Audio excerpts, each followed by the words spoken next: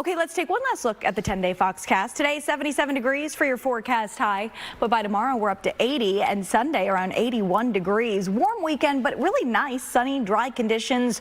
We're still in the upper 70s on Monday, Tuesday next week, and then again back to 80 by Wednesday. Actually, the whole 10 days looking fairly dry. For now, the only possible chance of some moisture, potentially Friday of next week, but more so for the high country, and even that's looking a little questionable, so we'll have to see, guys. Okay, before we say goodbye, the Winter Olympics are still a week away, but a man in West Virginia not waiting to do his version of the luge or the skeleton. I don't know what the skeleton is. No? It's where you go face forward. Oh, really? I learn something every day following a winter storm. He shared video of an icy slide down his driveway, Nice. picked up speed, made it all the way down the driveway, sliding on his stomach. I love how he set up the camera himself. You can. Oh, yeah. And then he even gave I'm going to catch this. a thumbs up at the end. Oh, my That looks, God. hey, there we go. I think he won the gold. Yeah. I grew up in Park City, Utah, where they have the luge, the bobsled, and the skeleton. And they have like a package where you can go do the bobsled. And I always wanted to do it, but it did look a little intimidating. I would be Especially after scared. seeing, what's that movie, Cool Runnings? Oh, I was just going what to an say, excellent movie. what's the chant? I can't remember the chant. I can't either. All Bye, right, have that's a going to do good it for weekend. us. 4 candidates who are running for CD1 today. Yeah, we've really, I got to give a lot of credit to you and to Dave, Big D, Dave Taylor, our executive producer. He's been working hard, I know you have too, to connect with these candidates. I have never seen, and I've covered a bunch of them, a congressional race in Arizona with so many candidates, these open seats in close districts. When the literal control of Congress is riding right on the line, has just attracted, I mean, if you go and you actually look at the total number, I mean, I believe we're well over 20 candidates when you add up Republicans and Democrats. Yes, yeah. Isn't that incredible? There's so many people running, and for those of you who may not watch, where we do the Fox 10 Talk stream every single morning, and we've featured about 9 or so of these candidates so far. We're going to continue to feature more in the next weeks to come, but today we are going to be talking about 4 of the people that have ran so far. We'll be featuring 3 Democrats and 1 Republican in the stream. Yeah. The other thing we wanted to mention is we love being interactive with you guys on YouTube. We're just firing up. I see we have several people already joining us. Here's question number 1 for you, and we would love, especially if you haven't really jumped into our friendly online chat before, we would love to hear from you. Question number 1 is whether you're in this congressional district, CD1, which is kind of the central part of the East Valley, I would say. Comes from Scottsdale, drop down into that Tempe and Phoenix area. What is the number 1 most important issue to you as you make your decision about where, for whatever member of Congress you're going to be voting for? What is issue number 1 for you? Yeah, let us know in the comments. Join the chat, join the conversation. Let us know. But in the meantime, should we get to our first candidate? We'll do a little recap on. The first candidate we will feature is Andres Barraza. So he is running as a Democrat. He's a longtime Arizona resident. He currently serves as an at-large position for Tempe Union School District, the governing board. So he has his background as an educator, school board member. He focuses on strengthening traditional schools. He advocates for protecting and expanding voting rights to protect democracy. And like pretty much every single person we have talked to who's running for these congressional seats, wants to figure out ways prioritizing lower costs for everyday families and supporting small business. Yeah, in addition to that, he put an emphasis on the importance of local community involvement and public education. Yep. But let's get to part of the conversation we had with him on Fox 10 Talks earlier this month. I understand that you say you really want to get to Washington so you can fight for the middle class. What do you hope to accomplish there?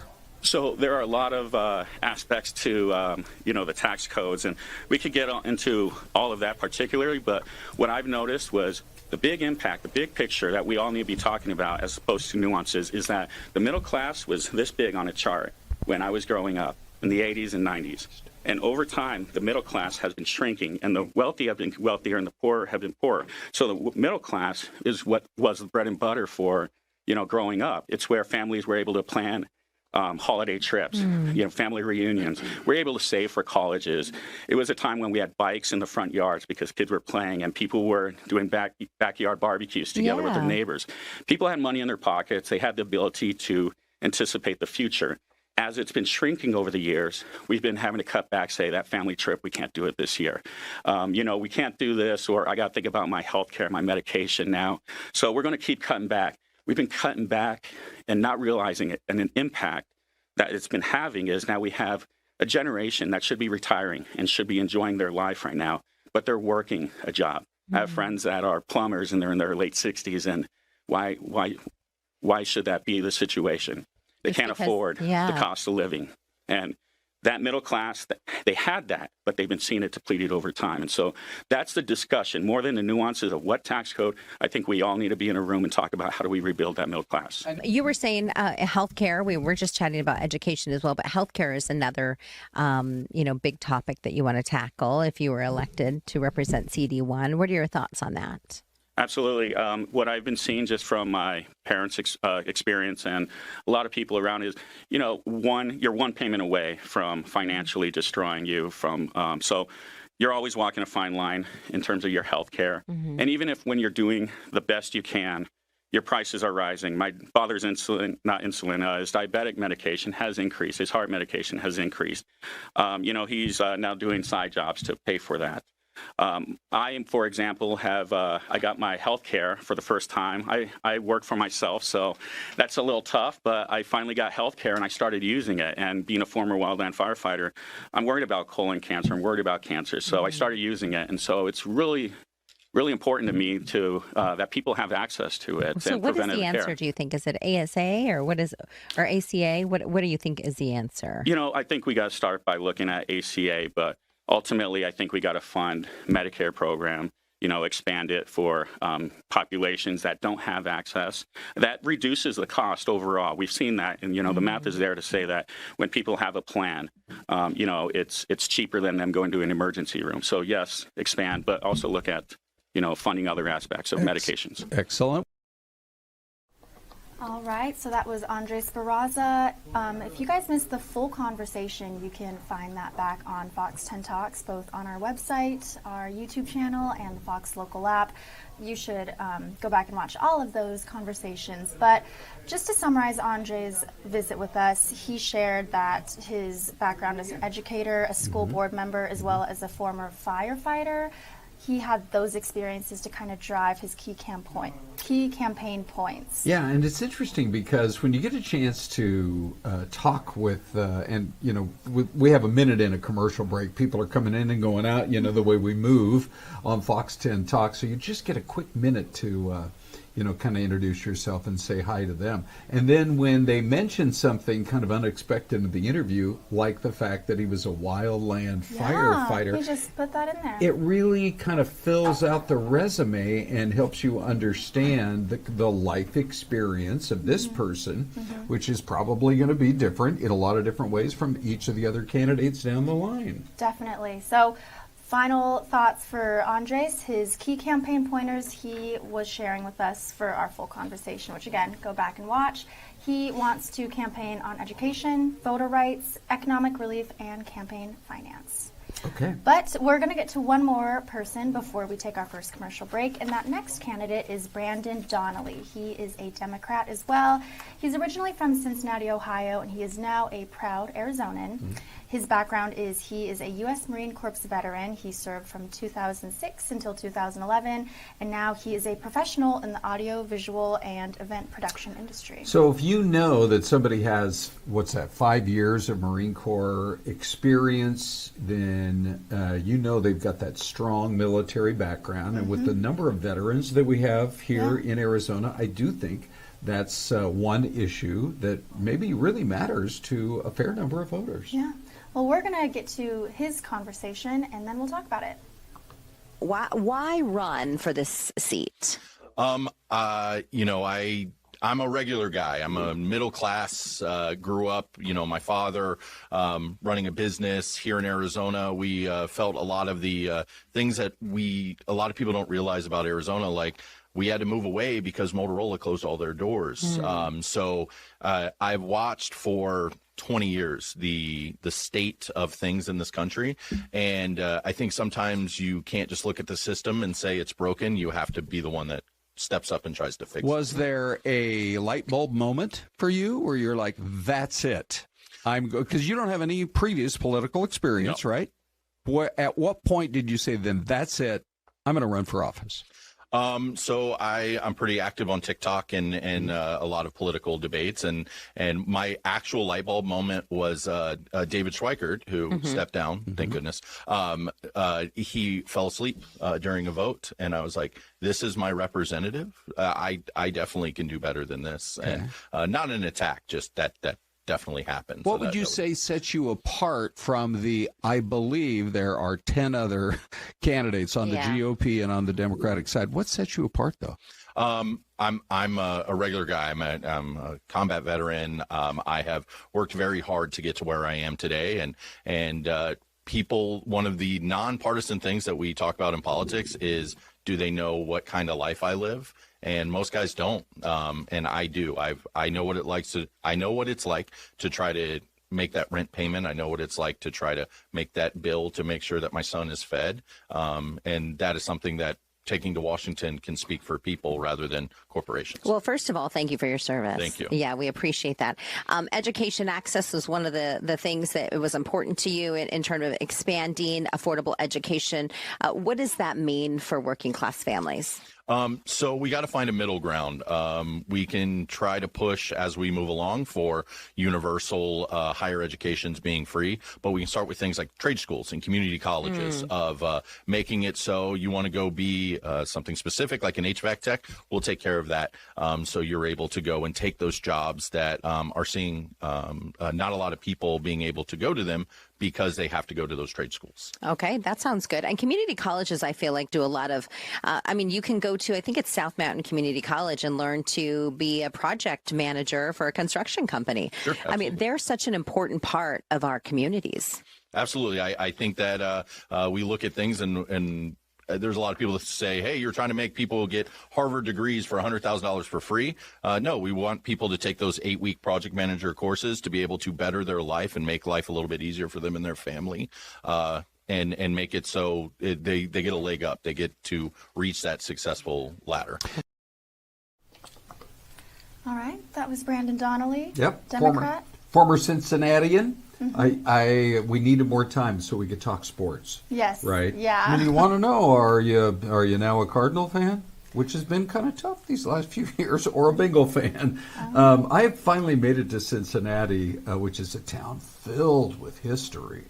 Have you been there yet? Put it on your bucket list, Bella. Haven't been. It's Okay. a super cool city, that's for sure. Anyway, many years ago, he came out here to Arizona, calls himself a proud Arizonan. He's the next candidate that we profiled for Yeah, you. and he used his military background to advocate for just better resources for veterans. I know that's something he's pushing for. Right. Other key campaign pointers he brought up in our conversations was government accountability, congressional term limits, reproductive rights, as well as positioning himself as a problem solver. Yeah, pragmatist he called himself, Yeah. rather than a career politician, and focusing on common sense solutions. And again, as part of that statement, he put in there about the rising cost, because affordability, inflation, the cost of living, most polls show that's number one. Yes. Now we do have to break for our quick commercial break, and then coming up we will feature the other two candidates from our conversations. See you soon.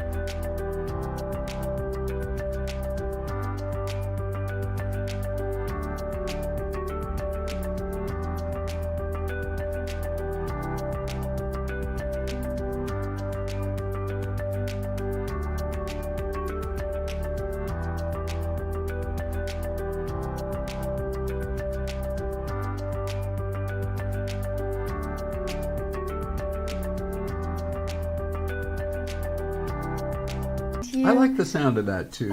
Ron and Isabella. Ron and Isabella. We are here to discuss 4 CD1 candidates Yes. who we've spoken to on our Fox 10 Talks morning stream. Mhm. You can go back on all of our platforms to watch those full conversations we've had over the last month. Yeah. We've had 9 candidates come so far. We're going to talk about 4 today, and we'll talk about the other visitors in the next few weeks. By the way, we're reaching out to every single one of them. And at the same time, you know, there are other big races. If you're watching us live, we're taping it on a Friday. Maybe you're going to catch it in a few days. We've got next week on Fox 10 Talks, we've got 2 of the main candidates for governor in Arizona. That'll be good. So we have an independent that's entered the race, and we have another Republican. We reach out to all Republicans, all Democrats. We're doing everything we can. And you know, Bella, as it gets closer to Election Day, I think a lot of people are like, well, now where's that voter guide? Yeah. You know, which is great. I mean, it's a good chance for you to see whatever they typed up or somebody else typed up for them. But to actually see the candidates and kind of judge how they carry themselves and how their thought process works in real time, in a way, it's almost I almost think it's a better way to really gauge these candidates. Yeah, it's very personable, almost a little intimate. You're Yeah. having these conversations that aren't conveyed, say, in just a campaign commercial. Right. Yeah. Yes. So again, if you guys have not gone back and seen those conversations, I recommend to do so. You can find it on our Fox 10 Phoenix website, YouTube channel, as well as the Fox local app. But as talked about, we are going to discuss now our 3rd candidate. His name is Daniel Lucio, and he is a Democrat. He visited our station a couple weeks ago. We know that he was born in Texas, and he is also now a proud Arizonan. Yeah. He is a systems engineer with over 20 years of experience across both the United States and Europe.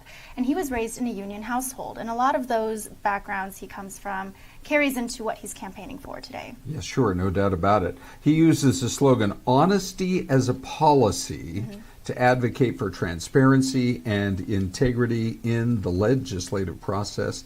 He also focuses on defending constitutional checks and balances and fighting against partisan gerrymandering. That's been an issue this particular election cycle. Yeah, well, we're going to hear a part of his conversation we've had with him in the past. Tell us more about yourself, where you're from, and what made you think, hey, this is for me, I want to run for office. Well, I love America and I love Arizona, and I was very disappointed with the direction I've seen this country go in the last year. And I'm also very disappointed in the Republican Congress who's enabled this direction, who has been silent and complicit in the direction that this administration has taken us. So I'm running. The reason I'm running is because I want to make a difference, and I want to make a better world for myself and my children. Are there 1 or 2 topics that you're really focused in on, you know, that impact the everyday lives of Arizonans? Well, I think right now we're seeing state-sponsored violence in our communities. When we have people shooting each other, or when we have law enforcement agents escaping accountability, shooting people in the streets of Minnesota and rounding people up without due process, without our civil rights, I think that is a travesty, and that's something that we need to hold to account this administration for their lies and their actions and their bad policy.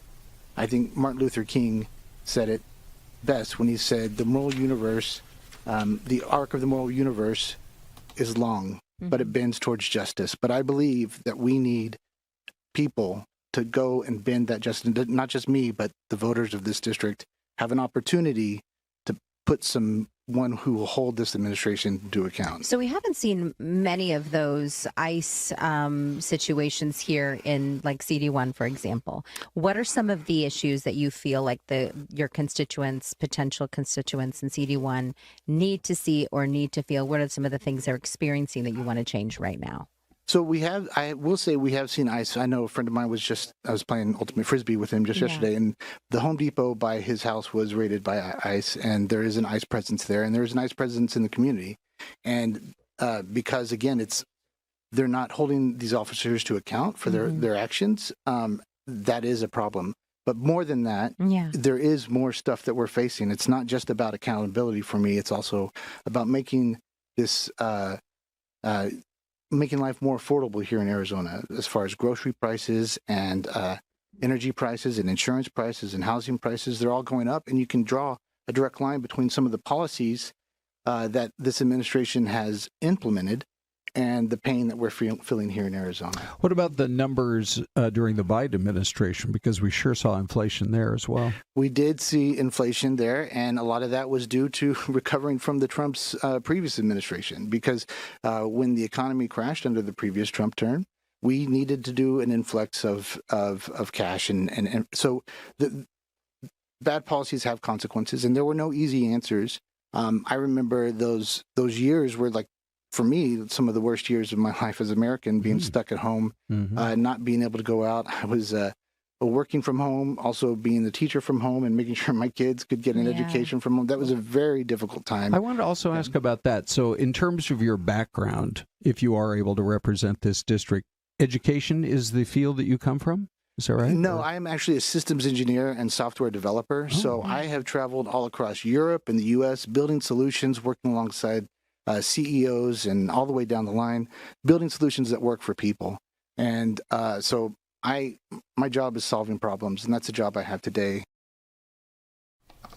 All right, that was Daniel Lucio, and we know his key campaign pointers are he wants to use his background of a systems engineer to move forward with data-driven leadership. He also is pointing towards improving healthcare, liberty and democracy, as well as a trust in the government. I think it's really interesting how these various candidates that we've been talking to are able to weave their personal story into their pitch to the voters. 100%. Right? So here he is saying, look, I'm solutions oriented. I've been a systems engineer. I have to, in one environment to the next environment, whether it's at a company in the U.S. or I'm all the way overseas in Europe, I roll up my sleeves and look for solutions and find them. That's completely different than what a wildland firefighter would say. Yes. But the same thing. I mean, you are out there on the front lines, as our previous guests had talked about there. And when you have that kind of real life experience, or, earlier where we talked about serving in the Marine Corps, and you've got that level of experience, every one of them helps to sort of fill out the biography and help you, the voter, decide what you like. Yeah, definitely. And of course, we're only showing a couple minutes of each conversation. I do recommend going back and watching the full conversation on Fox 10 Talks because it just dives deeper into each of these candidates, where they come from and what they're about. But we are going to now discuss our final candidate of today's stream. This is going to be Brandon Sowers. He is a Republican. We know that he is an Arizona-based business owner and entrepreneur. He comes from a background of running small businesses, and he emphasizes his real-world economic experience over political experience. And family man, he and his wife are raising kids, and when he came in and sat down, the first thing he asked us was, hey, can my wife join? Yes. I mean, she's such an important partner for me that I think it would be good for the voters to get to know us both. And so that made this an interesting interview as well. Yeah, take a look. All right, Brandon, let's get right down to the campaign issues. What, in your mind, what are 2 or 3 or 4 different things that if you are elected, you can accomplish for the people of Congressional District 1? Wow. Well, the number one thing is restoring the dollar and the value of the dollar. We see that completely collapse over the last, 50 years, right? And especially like in the last month and a half. It's only going to really get worse. Going down. Okay. So I've talked to a lot of people in the, that are about gold or about Bitcoin, or it's like, how do we actually bring solutions to restoring the dollar? And I even am helping develop a quantum-proof Bitcoin. So the goal is to get back into sound money. And I want everyone in our district to be able to keep their wealth for the next generation. And that starts with restoring the dollar. Does it also involve tax policy? 100%. I think when it comes down to taxes, we know that families and the communities have a better chance at really making a difference rather than government. I think the smaller the government, the better. So I think taxes and tax incentives should really help. Why are we getting taxed on our labor and then we're getting taxed because of inflation? I think it's completely robbery. There's a lot, I think, that families have to deal with, finding a job, putting food on the table. What are your thoughts on helping Arizonans feed their families? Well, I think we're in the most incredible, revolution when it comes to technology. I remember teaching my grandma about Google, right? How to use Google, and then Facebook. Well, now, you guys She's like, what is this? You know what's weird? I remember that too because I was using a website called Ask Jeeves. Yep. And my son is like, just use Google, Dad. Here's how it works. Well, my mom just got her iPhone for the first time, and she's watching right now, and she said, you need to come over and help me with this thing. For sure. It's getting me confusing. Yeah, but your point is? My point is there's going to be a lot of changes. You just talked about, Elon Musk changing the factory to Tesla cars to robots. That Gen 3 robot is, I think, very controversial. We're going to see robots in every single household. So, yes, that could be good from a, laundry and cooking point of view, but also from a jobs. Like, what is that going to do? So you need people that are younger, forward-thinking, and making sure that we are saying, is this policy going to affect the family from a negative perspective or a positive perspective? What would you say makes you stand? The first decision voters are going to have to make is on the GOP side. You're running as a Republican. There are, I think, close to a dozen Democrats and Republicans. What makes you stand out over some of these other Republicans when that first primary vote comes? I think we got some great candidates. To be honest with you, I have some of my own favorites that are in this race. And for me, what I want to do is I just want to get my name out and really understand what everyone else's needs are and how can I serve CD1 as best as I can in this race or in the race in the future. So for me, I'm the youngest that's running, and I have 4 kids, very tech forward. So I believe, just kind of like what Trinity Church and Mark Driscoll says, is we need more fathers in Congress and we need less government. So I think I bring something very, very unique. I built my own campaign software. I'm building my own quantum proof Bitcoin. And so that's what I want to bring to the table, is more innovation. Excellent. Okay. Yeah, and if you have a family, like he said, we need more dads. We need more moms. If you are raising a family, it's your single most important thing, and you probably want policy that's going to reflect that. 100%. In addition to talking about his strong, firm belief in family values, he also is campaigning towards economic strength, border security, anti-corruption, and unity. Okay, so this is another week where we've had a chance to really dig into some of the